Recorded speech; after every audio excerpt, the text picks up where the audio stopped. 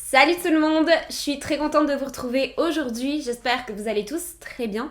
Malheureusement, Halloween est terminé, ça y est, c'est derrière nous. Je vous remercie énormément pour tout l'amour et tous les messages que j'ai reçus sur mes vidéos spéciales Halloween. Je suis vraiment heureuse de voir que ça vous a plu. Mais on s'en va maintenant vers Noël et si le format vous a plu, pourquoi pas faire un format un petit peu similaire pour les fêtes de Noël. Avant de commencer et de rentrer dans le sujet du jour, je suis trop excitée de vous annoncer qu'aujourd'hui on a un sponsor et pas n'importe lequel. Murder Apparel, c'est une marque que j'adore, oh mon dieu, je suis absolument accro à tout ce qu'ils font. Donc de savoir qu'aujourd'hui j'ai la chance de faire un partenariat avec eux, ça me rend... Y a pas de mots. Pour tous ceux qui ne connaissent pas encore Murder Apparel, c'est une marque de vêtements américaine qui fait des vêtements de style un petit peu glauque, un peu morbide, dans l'ambiance du true crime et de l'horreur. Tout ce qui me plaît et tout ce qui vous plaît, j'imagine, parce que sinon vous ne seriez pas ici. Et la qualité des vêtements est absolument incroyable. Je porte actuellement un des sweats que j'ai reçu, je vais vous le montrer. Donc voilà l'un des sweats que j'ai reçu qui est tellement confortable, mon dieu, vous n'avez même pas idée. Et croyez-moi, pour résister à l'hiver canadien ici, il faut vraiment que les sweats soient bien chauds. Et celui-là je vais pouvoir vraiment avoir bien chaud. Il est marqué dessus True Crime and Wine. Il n'y a rien qui pourrait me représenter plus que ça. Tous ceux qui me connaissent le savent. La chose que je préfère au monde, c'est de regarder des documentaires de True Crime avec un petit verre de vin. Donc sur le site de Murder Apparel, vous trouverez vraiment de tout. Aussi bien des t-shirts, des sweatshirts, des casquettes, des accessoires, des coques pour téléphone. Il y en a absolument pour tous les goûts. Et comme je le disais, toujours un petit peu sur le style de l'humour, de l'horreur et du true crime. Leur collection true crime est absolument incroyable. Allez la regarder, je suis pas mal sûre que vous allez avoir un coup de cœur, c'est certain. Et je suis super fière de vous dire qu'avec le code MEGAN20, aujourd'hui vous allez avoir un 20% de rabais sur la totalité de votre commande. Et en plus de ça, ils livrent à l'international. Donc peu importe l'endroit où vous vous trouvez actuellement, vous pouvez vous faire un petit plaisir. Je suis moi-même à deux doigts de commander d'autres choses avec mon propre code promo, c'est vous dire. C'est donc Murder Apparel avec le code promo MEGAN20 pour 20% de réduction. Je vais vous mettre le lien dans la description si jamais. Merci encore à Murder Apparel d'avoir fait ce partenariat avec moi. On peut maintenant passer à la vidéo du jour. Avant de commencer, je tiens juste à vous laisser savoir que l'histoire du jour est quand même assez intense. Elle contient de la violence physique, de la violence mentale, de la torture envers les animaux, ainsi que des meurtres très intenses, très sanglants, très détaillés. Donc soyez prévenus, si vous avez un petit cœur sensible, peut-être vous abstenir de regarder cette vidéo. Mais par contre, si vous avez l'estomac bien accroché, installez-vous confortablement car on va commencer.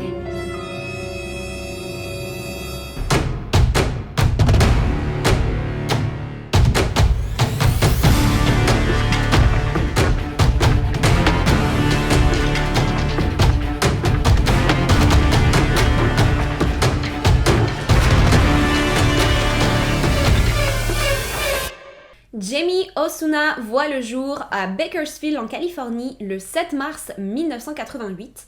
Il est donc poisson, comme moi. Waouh, super, trop cool. Il vit aux côtés de sa mère, Michelle. Je suis désolée. Mère Michelle, je peux pas m'empêcher. On se calme. Michelle, donc, de son père, dont l'identité est inconnue, mais c'est pas grave parce qu'il fait pas vraiment partie de la photo, donc vous verrez, il n'est pas très utile de connaître son nom, et de son frère Kurt, qui est âgé de 2 ans de plus que lui. Michelle n'avait que 19 ans lorsqu'elle mit au monde Jamie, ce qui veut dire qu'elle a accueilli son premier enfant à l'âge de 17 ans. Son conjoint, le père biologique donc de Jamie et de Kurt, n'était âgé à ce moment-là que de 21 ans, ce qui fait donc d'eux des très jeunes parents. Ils avaient tous deux une relation très compliquée et très nocive. Le père de Jamie battait très régulièrement Michelle, et ce depuis leur rencontre, ça a toujours été comme ça. Mais la violence envers Michelle s'intensifia lorsque cette dernière tomba enceinte de Jamie. Pour vous donner une idée, un jour, alors qu'une dispute éclata entre le père de famille et sa femme enceinte, il lui donna un énorme coup au niveau du ventre, ce qui résulta d'une malformation au niveau des oreilles de Jamie à la naissance. Et ça ne serait que le dessus de l'iceberg, car bien d'autres choses se seraient passées entre les murs de la maison. D'ailleurs, une fois la naissance de Jamie, Michelle décida de quitter son mari, n'en pouvant plus de vivre dans le chaos et la violence totale, et elle rencontra un autre homme qu'elle épousera très rapidement et chez qui elle ira s'installer avec ses 2 fils. L'homme en question se prénommait Jeff, et autant dire qu'il n'était pas un cadeau non plus, bien au contraire. C'était un homme très violent, très abusif, et notamment envers les enfants de Michelle. Jeff était très heureux avec Michelle et de vivre avec elle. Par contre, il était un petit peu moins ravi du fait que les 2 enfants de cette dernière vivent avec lui. Il n'avait même d'ailleurs jamais donné son accord pour cela. De nombreux actes de violence de Jeff envers les enfants de Michelle et notamment Jamie furent partagés publiquement. Et accrochez-vous parce que c'est plutôt perturbant. Premièrement, lors d'un voyage en voiture. Michelle et Jeff se trouvaient à l'avant tandis que Jamie, encore bébé, était à l'arrière dans son siège auto. Jamie se mit à pleurer de plus en plus fort pour Dieu sait quelle raison. Les bébés, ça pleure, il n'y a pas besoin d'explication à ça. Bref, Jamie se met à crier et à pleurer. Après plusieurs minutes, Jeff perdit son sang-froid. Il se glissa à l'arrière de la voiture, ouvrit la portière et jeta le siège auto contenant toujours Jamie en train de pleurer à ce moment-là, je le précise, de la voiture qui roulait à ce moment-là à toute allure. Non mais vous imaginez à quel point il faut être taré pour faire ça ? Michelle arrêta immédiatement la voiture et sortit complètement hystérique pour récupérer son fils qui, par je ne sais quel miracle, s'en était sorti complètement indemne. Il n'avait pas la moindre blessure de sa chute. Peut-être le siège auto avait-il amorti la chute, je ne sais pas, mais en tout cas, il était sain et sauf. Voyant d'ailleurs que Jamie n'avait pas la moindre égratignure, les parents décidèrent tout simplement de ne pas l'emmener à l'hôpital et de rentrer chez eux. Ce n'est pas parce qu'il ne saigne pas qu'il ne peut pas avoir eu un traumatisme crânien ou d'autres dommages internes. Il faut pas avoir un QI de 180 pour savoir ça, hein. Et d'ailleurs, figurez-vous qu'il fut découvert que Jamie avait eu des séquelles au niveau du crâne plusieurs années plus tard. Son frère Kurt fut envoyé dans sa jeune enfance vivre chez ses grands-parents, laissant derrière lui le petit Jamie aux mains de son beau-père abusif. Le pauvre petit Jamie ne cessait de supplier sa mère de le laisser aller vivre lui aussi chez ses grands-parents, mais malheureusement ses prières ne furent jamais entendues. Michelle et Jeff auront par la suite 2 autres enfants ensemble. On pourrait croire qu'ils seraient à leur tour victimes d'abus et de violences, et pourtant, ces derniers seront traités comme de véritables petits rois, et Jeff se comportera comme un père exemplaire pour eux. Il était toujours présent, toujours à l'écoute, il leur donnait tout l'amour possible, et croyez-moi, ça, Jamie avait énormément de mal à l'encaisser. Il ne comprenait pas pourquoi lui était maltraité tandis que ses frères étaient traités avec autant d'amour. Pire encore, il commençait à réaliser qu'aucun des hommes de la famille ne semblait lui montrer la moindre attention, il n'avait donc aucun repère paternel. Son père l'avait abandonné, son beau-père le battait, et son grand-père ne voulait rien savoir de lui. À la maison, Jamie n'avait pas l'autorisation de manger à table avec le reste de sa famille. C'est seulement une fois que tous avaient terminé leur repas que les restes étaient jetés sur le sol pour le pauvre Jamie. Attention, à nouveau, je vais rentrer dans des détails un petit peu perturbants, je préfère vous prévenir. Un jour, alors que Jamie renversa du jus de fruits par terre, son beau-père décida de le punir en l'attachant à un arbre et en le fouettant violemment à l'aide de sa ceinture jusqu'à ce que ce dernier saigne. Il fut une autre fois enfermé à l'extérieur de la maison, à moitié habillé durant un jour de grand froid, tandis que Jeff l'observait en ricanant et en se moquant de son malheur par la fenêtre. Michelle avouera quelques années plus tard s'être sentie terriblement coupable de ne pas réagir à ce moment-là pour protéger son fils, mais confiera aussi avoir été sous l'emprise de Jeff à l'époque et en avoir très peur, car il ne s'attaquait pas qu'à ses enfants, mais s'attaquait à elle aussi très fréquemment. Ça ne sera qu'à l'âge de 12 ans que ses grands-parents accepteront enfin que Jamie vienne vivre sous leur toit avec son frère. Il ne recevra aucun amour là-bas malheureusement, mais au moins les abus et la violence cessèrent. Cependant, vous imaginez bien qu'après 12 ans, à vivre dans la maltraitance et sans jamais recevoir le moindre amour fait extrêmement de dommages sur un enfant, sur n'importe qui d'ailleurs, mais d'autant plus sur un enfant qui est en plein développement. C'est à l'âge de 15 ans qu'il fut envoyé en prison juvénile pour la première fois pour une durée de 4 ans après avoir poignardé un garçon de son âge. Il sortit de derrière les barreaux à l'âge de 19 ans et apprit de la bouche de sa mère que son beau-père Jeff avait perdu la vie d'une crise cardiaque alors que Jamie purgeait sa peine. Michelle vit donc cela comme une chance pour elle de reconstruire sa vie. Elle décida donc de rendre visite à son fils qu'elle n'avait pas vu depuis plusieurs années et en profita pour s'excuser de ne pas l'avoir défendu. Malgré cela, ils ne gardèrent pas contact et prirent chacun des chemins différents. Il faut savoir que Jamie avait à ce moment-là passé une majeure partie de son adolescence derrière les barreaux en fréquentant des gens très peu recommandables et n'avait donc aucune idée de ce qu'il allait faire de sa vie. Il essayait de survivre tant bien que mal et de se faire de l'argent comme il le pouvait. Il se tourna alors vers la drogue et se retrouva membre d'un gang. C'est avec certains des membres de ce gang justement qu'en 2018, il se retrouva à une fête organisée pour les 16 ans d'un adolescent. Je n'ai aucune idée de comment Jamie et les membres du gang se sont retrouvés là, ni quel lien ils pouvaient avoir avec le garçon, mais tout ce qui compte, c'est qu'il était là. La soirée avait été organisée chez l'adolescent par sa mère, une femme de 37 ans qui tient à ce que son identité reste préservée. Nous allons donc l'appeler Marie tout au long de l'histoire. Ça n'est pas son prénom, mais aujourd'hui, ça sera son prénom. La maison de Marie était donc ce soir-là remplie à craquer d'adolescents et d'alcool. Pas très légal d'ailleurs pour une fête d'anniversaire d'un ado de 16 ans, mais bon. Marie avait elle aussi envie de s'éclater ce soir-là et autant dire qu'elle s'était plutôt lâchée sur la boisson. L'un des adolescents présents à la soirée entreprit de danser très langoureusement avec Marie, ce qui déplut énormément à son fils. Il décida alors d'envoyer quelqu'un l'effrayer pour que l'adolescent en question cesse de flirter avec sa mère et quitte la soirée. C'est à ce moment-là que son chemin croisa celui de Jamie Osuna, qui se vit donc confier cette mission.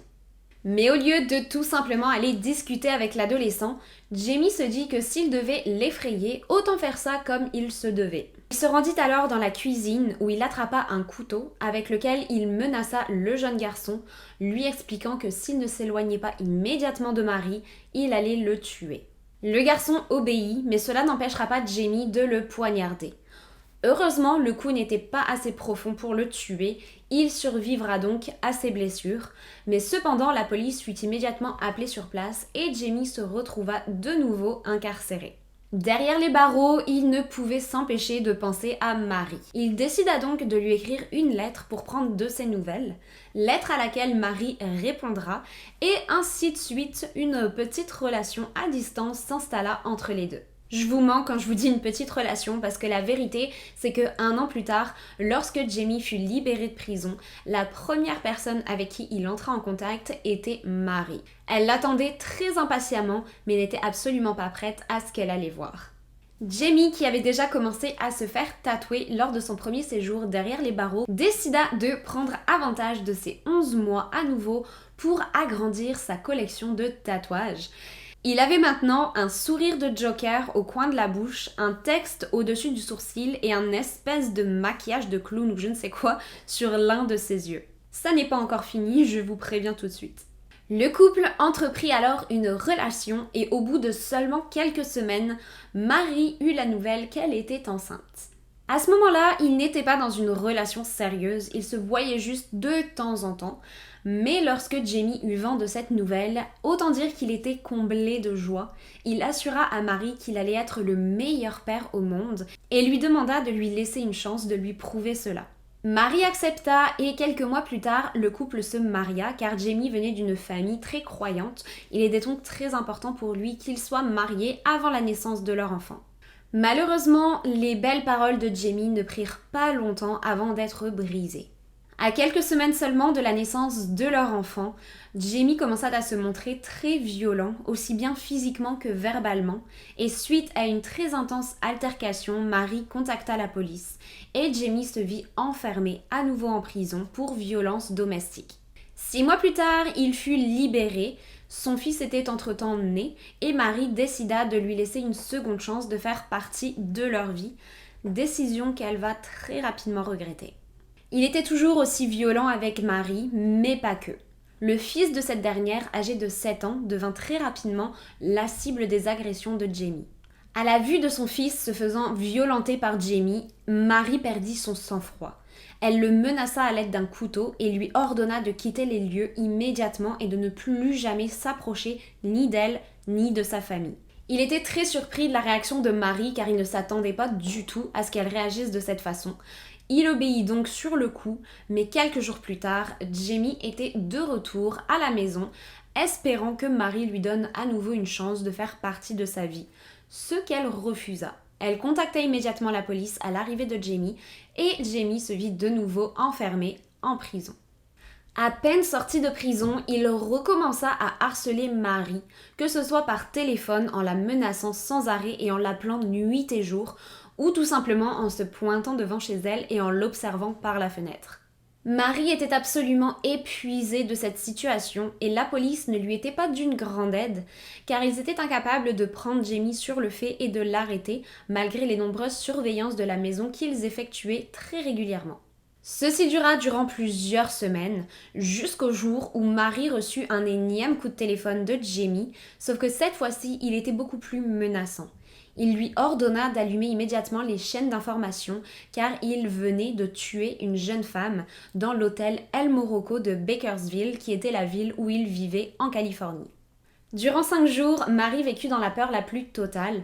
Elle passait son temps à surveiller les nouvelles, mais fut rassurée de voir qu'aucun corps n'avait été retrouvé dans l'hôtel en question et commençait à penser qu'il s'agissait très certainement là d'une histoire inventée par son mari pour lui faire peur. Malheureusement, au bout du 5e jour, un corps fut découvert dans l'hôtel El Morocco de Bakersfield. Le corps était celui de Yvette Peña, une femme de 37 ans, mère de 6 enfants. Elle vivait littéralement pour sa famille et malgré les nombreuses embûches auxquelles elle a fait face durant sa vie de mère, elle était apparemment une femme admirable que tous ses proches adoraient. Les policiers décrivent la scène de crime comme l'une des scènes les plus atroces auxquelles ils n'ont jamais fait face. Il y avait du sang absolument partout. La victime avait été étouffée et de nombreux instruments de torture furent retrouvés non loin du corps. Des traces d'ADN appartenant à Jamie furent retrouvées absolument partout sur la scène de crime. Il n'y avait donc pas le moindre doute possible, il était le coupable. La police se mit alors à sa recherche et il fut retrouvé très tranquillement installé dans le canapé de chez sa grand-mère en train de regarder la télévision. Il fut de nouveau placé en détention où il fut questionné durant de nombreuses heures. De nombreuses heures durant lesquelles il passa son temps à nier toute implication dans le meurtre d'Yvette. Ce qui à un certain moment fit même douter les officiers. Car Yvette et Jamie n'avaient absolument aucun lien en commun. Ils ne s'étaient même jamais rencontrés. Et c'est quelque chose de très rare que quelqu'un tue un inconnu par pur plaisir. Généralement, un tueur va s'en prendre à quelqu'un qui est proche de lui, quelqu'un qu'il connaît, quelqu'un en qui il pourrait avoir une certaine rancœur ou autre, mais très rarement il va s'en prendre à un inconnu qu'il n'a même jamais rencontré auparavant. Il prit un certain temps aux policiers avant de se rendre compte d'un petit détail très important. Yvette était le portrait craché de Marie. Les deux femmes auraient même pu être sœurs tellement elles se ressemblaient. C'est à ce moment-là qu'ils eurent le déclic et se rendirent compte que Jamie s'en était pris à Yvette, tout simplement car elle était le portrait craché de sa femme, en qui il avait une très forte rancœur. Il fut emprisonné en attente de son procès et depuis sa cellule continua d'harceler la pauvre Marie à l'aide de lettres contenant très régulièrement des traces de sang, des symboles sataniques, des insultes et des menaces. Alors que Jamie se trouvait toujours derrière les barreaux, il reçut la nouvelle que sa femme, Marie, venait de se faire arrêter pour maltraitance sur son fils. Je n'ai pas les détails là-dessus, la seule chose que je sais c'est qu'effectivement, elle aurait levé la main sur son fils de 7 ans, qui se serait plaint de cela à quelqu'un, suite à quoi Marie se serait fait arrêter. Bref, cette nouvelle remplit de joie Jamie, qui vit cela comme une occasion à côté de laquelle il ne pouvait pas passer. Lorsque Marie fut transportée jusqu'en prison dans l'attente de son procès, elle fut transportée à l'arrière d'une petite fourgonnette qui contenait d'autres détenus comme elle, soit des personnes qui changeaient de prison ou d'autres personnes tout simplement comme elle qui étaient en attente de leur procès. Dans cette fourgonnette se trouvait une autre femme, approximativement du même âge que Marie, assise en face d'elle. Et à côté de cette femme, dans un coin un petit peu plus renfermé, dans un espace qui était réservé aux détenus les plus dangereux, se trouvait Jamie. Ce dernier était assis là très calmement, tout sourire, attendant patiemment que le regard de sa femme croise le sien. Bien sûr, vous pouvez vous imaginer que sa présence dans le véhicule à ce moment-là n'était pas due au hasard. Je n'ai absolument aucune idée de comment il a réussi à se retrouver là, mais en tout cas, on peut dire que son plan a bien fonctionné. À peine le véhicule avait-il démarré que Jamie ordonna à la femme se trouvant assise en face de Marie de la tuer maintenant, sans quoi elle ne recevrait pas la drogue qu'il lui avait promis. La femme se jeta alors sur Marie et commença à l'étrangler. Marie hurla de tous ses poumons au conducteur d'arrêter le véhicule le plus rapidement possible et de lui venir en aide, ce à quoi ils firent la sourde oreille et personne ne lui vint en aide. Mais heureusement, malgré tous les coups reçus, Marie survécut à cette attaque. Je n'ai aucune explication, comme je le disais, sur la raison pour laquelle Jamie était présent dans la fourgonnette ou encore la raison pour laquelle les gardes ne se sont pas arrêtés pour lui venir en aide, mais je pense personnellement que ceci était un coup monté. Marie fut libérée au bout de quelques mois et reprit le cours de sa vie normale.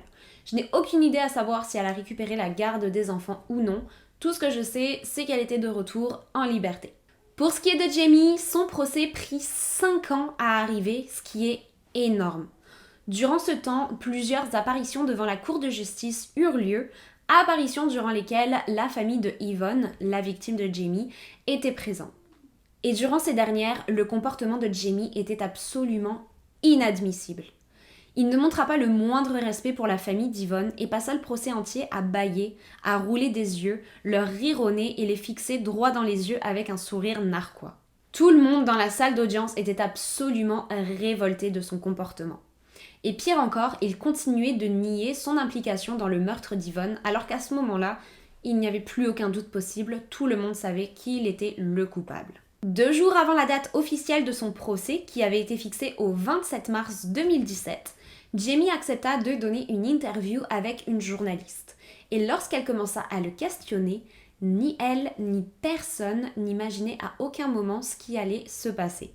Sans même laisser le temps à la journaliste de dire quoi que ce soit, Jamie déclara, et je cite, « Je suis coupable, je suis un sadiste et je m'en fous. Je l'ai fait et je le referai encore et encore. » L'interview continua et il déballa tout sans le moindre filtre. À commencer par son enfance et les maltraitances qu'il avait subies, les maltraitances qui l'ont mené ensuite à se scarifier et à se faire tatouer pour essayer de ressentir quelque chose car il n'avait aucun sentiment du tout et ne ressentait même pas la douleur. Il explique ensuite ne rien regretter du tout et que tuer avait toujours fait partie de son ADN. Il déclare que s'il était un jour relâché de prison, il se ferait de nouveau incarcéré car il allait de toute façon tuer à nouveau et qu'il ne s'en voulait absolument pas pour cela. Il parle aussi des nombreuses tortures animales qu'il a réalisées dans son enfance. Pour ceux qui sont sensibles à cela, avancez la vidéo de 15 secondes à peu près. Lorsque sa mère quittait le domicile familial, il s'amusait à expérimenter sur des chats en les plaçant durant plusieurs minutes dans le freezer avant de les sortir et de les mettre durant de longues minutes dans le four. Et il déclare avoir pris un immense plaisir à cela. Et en plus d'avoir avoué le meurtre d'Yvonne et avoir confié être un monstre absolu, il confessa qu'Yvonne n'était absolument pas sa première victime, mais bel et bien la 3e. Ce qui laissa tout le monde sous le choc. Il ajouta qu'il n'avait que 13 ans lorsqu'il avait tué sa première victime et qu'il s'agissait d'une femme d'environ 27 ans. Sa 2e victime était-elle âgée de 32 ans. Il n'a pas précisé quel âge il avait à l'époque, mais ce qui est certain, c'est qu'il n'était pas encore majeur. Le fait qu'il avoua tout avant de passer devant le juge annula le procès et il évita la peine de mort grâce à cela. En 2017, il se retrouva donc condamné à la prison à vie dans la prison d'État de Corcoran de Californie. On pourrait croire que cette sentence mettrait un point final à notre histoire, mais pas du tout! Moins de 2 ans après son incarcération, le partenaire de cellule de Jamie, un homme nommé Luis Romero, âgé de 44 ans, fut retrouvé décapité de la pire des manières possibles à l'intérieur de la cellule. En plus de la décapitation, l'un de ses œils avait été arraché et découpé, même chose pour plusieurs de ses doigts, l'un de ses poumons et de nombreuses côtes. Un sourire de Joker ressemblant très fortement à celui tatoué sur le visage de Jamie avait été tailladé sur la tête décapitée de Louis. Jamie se trouvait assis à côté du corps, le sourire au visage et complètement rempli de sang. Il portait autour du cou un collier fait des restes de Luis Romero. Sur le mur de la cellule avaient été inscrits les mots « Je suis l'homme aux milliers de visages » à l'aide du sang de la victime. Il faut savoir que durant tout son temps en prison, Jamie n'avait jamais été mis en contact avec un autre prisonnier et n'avait jamais partagé sa cellule, tant il était considéré dangereux. Il ne cessait de menacer les gardes et autres détenus et passait son temps à fabriquer des armes avec tout ce qu'il trouvait. Une fois, il avait tout de même réussi à se faufiler dans la cellule d'un autre détenu et l'avait attaqué très violemment. Suite à quoi, il avait été décidé que jamais il ne partagerait sa cellule avec qui que ce soit, du moins jusqu'à ce jour de mars 2019, lorsque Luis Romero fut placé dans la même cellule que Jamie. Il prit moins de 24 heures avant que Jamie n'attaque son colocataire à l'aide d'une lame de rasoir qu'il avait cachée dans sa cellule. Il faut savoir qu'à ce moment-là, Luis Romero avait passé déjà 27 ans derrière les barreaux et se trouvait à l'aube d'avoir la possibilité de parole et donc la possibilité d'être libéré lorsqu'il se fit assassiner. Cette attaque terriblement violente créa une vague de frustration et encore aujourd'hui, énormément de personnes restent persuadées qu'il s'agissait là d'un coup monté. La prison dans laquelle ceci s'est passé a tout d'abord une très mauvaise réputation. Mais en plus de cela, c'est une prison à haute surveillance, ce qui veut dire que les gardes sont supposés passer devant chaque cellule au plus tard toutes les 30 minutes. Et une attaque comme celle-ci prend bien plus que 30 minutes à réaliser. De plus, avant que 2 prisonniers ne soient placés dans la même cellule, une étude psychologique doit être réalisée sur chacun d'entre eux pour s'assurer qu'ils sont aptes à partager le même espace. Et dans ce cas précis, il semblerait qu'aucune étude n'ait été réalisée. De nombreuses personnes, à commencer par la famille de la victime, restent donc persuadées que Luis aurait été placé dans la cellule de Jamie volontairement, dans l'espoir que ce dernier l'élimine. Après avoir commis son acte atroce, Jamie eut la décence de demander à recevoir les photos de la scène de crime de Luis en souvenir. Heureusement, ça a été refusé. Suite à cet événement, Jamie fut examiné et il fut découvert qu'il souffrait de schizophrénie, de troubles de la personnalité et était extrêmement antisociable. Il était donc primordial qu'il soit enfermé dans une cellule seul. Ça aurait été bien qu'il fasse cet examen avant de placer Luis dans la cellule, mais je dis ça, je dis rien. Il fut suite à cela placé dans un établissement psychiatrique réservé aux criminels les plus dangereux et le juge déclara qu'il n'était pas assez mentalement stable pour subir un procès pour le meurtre de Luis Romero. Le procès n'a donc toujours pas eu lieu, mais aura très probablement lieu une fois qu'il ira mieux, si ça arrive un jour. Il purge donc à ce jour encore sa peine dans cet établissement et est sous haute surveillance. Le juge s'occupant de son cas a déclaré que s'il y avait bien une personne qui méritait de recevoir la peine de mort pour ses actes, c'était bien Jamie Osuna. Et croyez-moi, de nombreuses personnes sont bien d'accord avec cela. Voilà donc qui conclut l'affaire de Jamie Osuna. Partagez-moi vos avis et opinions en commentaire, j'ai vraiment hâte d'avoir vos retours sur cette affaire. Ce cas m'a donné du fil à retordre car il n'y a pas énormément de détails publiés sur la vie de Jamie avant ses meurtres et je dois pour cela remercier la très talentueuse youtubeuse de True Crime anglaise Danielle Kirsty qui a fait une vidéo sur Jamie et grâce à laquelle j'ai réussi à combler un petit peu les petits trous que j'avais dans ma vidéo à moi. Donc je la remercie énormément pour ses recherches et son travail car sans elle, ma vidéo aurait été un petit peu plus courte et j'aurais eu un petit peu moins de détails. Donc merci à elle, n'hésitez pas à regarder un petit peu ce qu'elle fait parce qu'elle est très talentueuse. Si ça n'a pas encore été fait, n'oubliez pas d'activer la petite alarme pour être informé de la publication de mes futures vidéos. Et n'oubliez pas de jeter un œil au site de Murder Apparel pour aller voir les magnifiques vêtements qu'ils ont à vous proposer avec le code MEGAN20. Sur ce, je vous dis à très bientôt pour d'autres histoires toutes plus glauques les unes que les autres. Bye!